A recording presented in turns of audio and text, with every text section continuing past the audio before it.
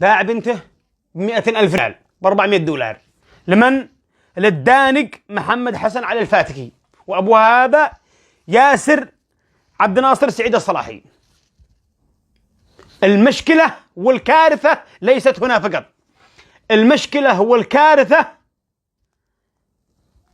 عند دولة 7 شهود، 7 شهود، لا عاد أحد حلل، ولا عاد أحد حرم، ولا عاد أحد راجع نفسه، ولا عاد أحد راجع البنت. يعني أم البنية إنها تسامح الرجال في حقه وحقوقه، ولا عاد أحد راجع الأب، ولا عاد أحد سربا على الجنبية، ولا يبيع الآلي، ولا يتدين ذي يبرج أبوها علشان يخلي بنته عنده. شوفوا لو وين وصلت الدناءة والوطاءة والحقر يا جماعة الخير. ما وصلوش الألمان، لا ما وصلتوا إليه، وقد ضحوا ب30 مليون قتيل في الحرب العالمية الأولى والثانية. ما وصلوش الروس، وقد ضحوا ب15 مليون في الحرب العالمية الثانية. ما وصلوش هكذا اليابانيين، والقنبلة الذرية سفكت نص مليون، 2 القنابل. وين وصلتوا؟ وين وصلتوا؟ عاد احنا نعيب غيرنا ليش يتكلم علينا؟ وين السلطات؟ أنا أطالب من هذا المكان، من هذا الكرسي، السلطات في صنعاء أن يطلعوا فورا. ما فيش حاجة اسمها رجعناها، مثل ما نشر بعض الأخوة يقول لقد يعني الحمد لله وفاعلين الخير ورجعنا البنية لأبوها والتزم أبوها. ما شو هذا الخبر؟ هذا دناقة، هذه قلة معروف، قلة إنسانية، أنك تخلي أبوها يلتزم وتدفعوا للرجال حقها 200,000 وتشيلوا البنية من عنده وترجعوها لأبوها. وين الإنسانية؟ وين الضمير؟ وين المخوة؟ وين الشرف؟ وين الكرامة؟ وين العار؟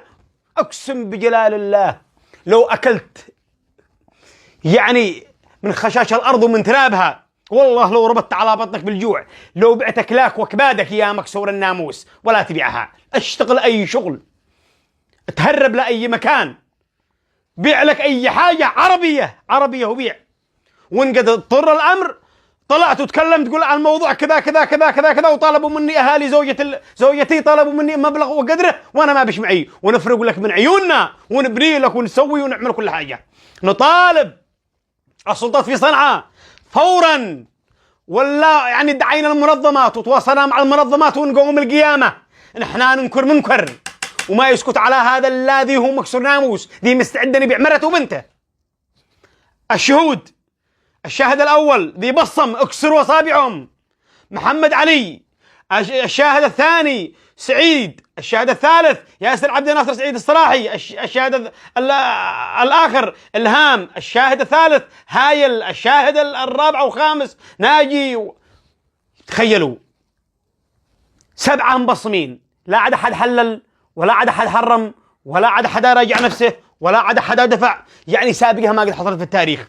منطقة القفر تواصلوا مع الأخ أبو عاصم ولا غيره، عند المعلومات كاملة ويعرف المكان هذا حق الشخص هذا. اطلعوا مسكوا الرجال، ويكون عبرة لولد ولد الولد، المشتري والبياع والزوجة الدانقة والشهود كلهم، لأن المرأة ما رضيت تسامح زوجها.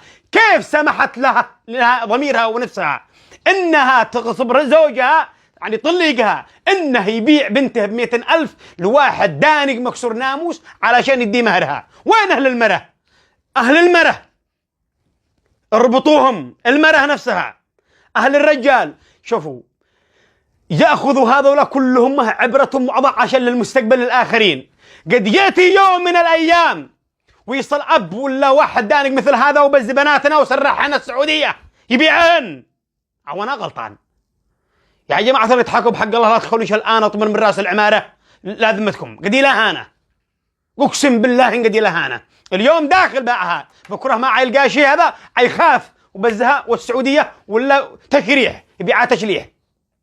الأب يأخذ جزاته، الأم تأخذ جزاتها، أهالي المرأة أهاليها كلهم، أهالي هذا مكسورة الناموس أهلها كلهم يأخذوا يعني جزاتهم. أهل الرجال هذا كله، الشهود والمشتري بزوا أبتهم كلهم ما يقوا عبرة، ما عاد يروا الشمس.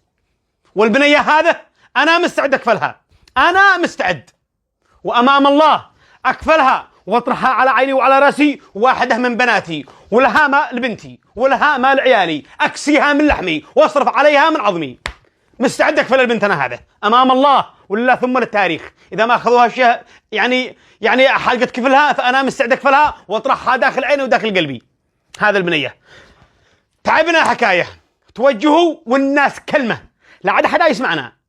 احنا قلنا نبى تحرك السلطات من صنعاء ولا مدير الامن ولا المحافظ في اب ومسكوا الرجال والزموا حده وحدوده وسجنوا والده ويضبطوه يقول على هنا عرق اذنه له وغيره. والنحين بشرونا انهم صاروا بزوا البنت من المشتري وسلموها لابوها ودفعوا الرجال. يا اخي اتق الله ما عاد احد بيراجع ويبادل بتيس. هي ماشي جنبيه ولا هي يعني تقوى الله ما عاد يشدي كلمه شومه لا انا وهي.